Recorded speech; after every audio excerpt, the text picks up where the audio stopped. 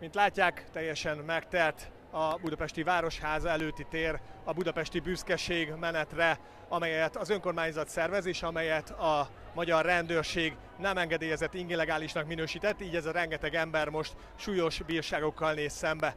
A tömegben járva kelve sok emberrel találkoztam, aki először van ilyen rendezvényen, és azt mondják, hogy nem csak az LMBTQ közösség jogaiért szeretnének kiállni, hanem a gyülekezési jog korlátozása és a magyar kormány politikája ellen úgy általában.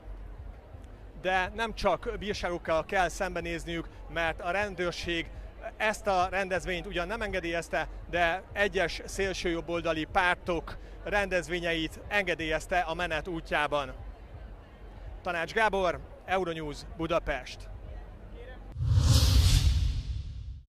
Jour J pour l'épreuve de force entre Viktor Orban et les participants à la marche des fiertés de Budapest. Les organisateurs ont maintenu la manifestation malgré l'interdiction. Le maire de Budapest attend de la police qu'elle protège les manifestants. Biztos vagyok abban, hogy ha nincs egy kifejezett politikai utasítás, hogy az alkotmányban rögzített feladatát a rendőrség ne teljesítse, akkor ezt el fogja végezni, hiszen az elmúlt években rendkívül professzionálisan ezt a munkát elvégezték. Nincs okom kételkedni abban, hogy most is így lesz. Viktor Orban écarte toute intervention de la police mais évoque de possibles conséquences légales. La police pourrait distribuer des amendes jusqu'à 500 €. Les organisateurs risquent 1 an de détention. La commissaire à l'égalité Hadja Labib a fait le déplacement jusqu'à Budapest pour soutenir les organisateurs de l'événement. 70 eurodéputés devraient participer à la marche. If a pride march is prohibited, that's illegal. Not the pride is illegal, prohibiting is illegal. And I think it's important for everyone in Europe to stand up for our joint freedoms and liberties and our core values. Et on est conscient que cela peut être dangereux, mais on pense que c'est notre place. Je pense que c'est ma place comme députée européenne d'être présente à cette marche des fiertés, parce que le fait de l'interdire, c'est une entrave inouïe à la liberté de réunion, à la liberté de manifestation, qui sont des libertés fondamentales. Dans un communiqué, la police de Budapest estime ne pas être responsable de la sécurité de la marche des fiertés. Une vague de chaleur précoce s'est installée sur tout le sud de l'Europe. En Turquie, le mercure dépasse la barre des 40 degrés Celsius et les pompiers font face à des incendies dans plusieurs régions du pays. La canicule s'étend de la péninsule ibérique à l'ensemble du bassin méditerranéen.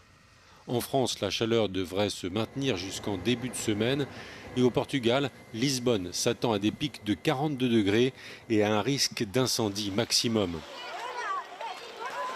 La Grèce affronte les premières grandes chaleurs de l'été et les Athéniens se précipitent vers les plages pour s'y rafraîchir.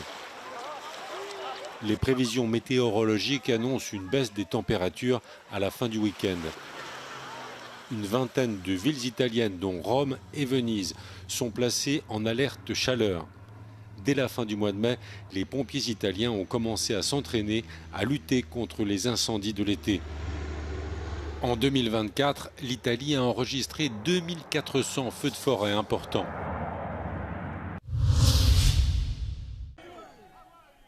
Le milliardaire Jeff Bezos et Lauren Sanchez se sont dit oui lors d'une cérémonie de mariage sur l'île de San Giorgio Maggiore à Venise, déjà baptisée le mariage du siècle.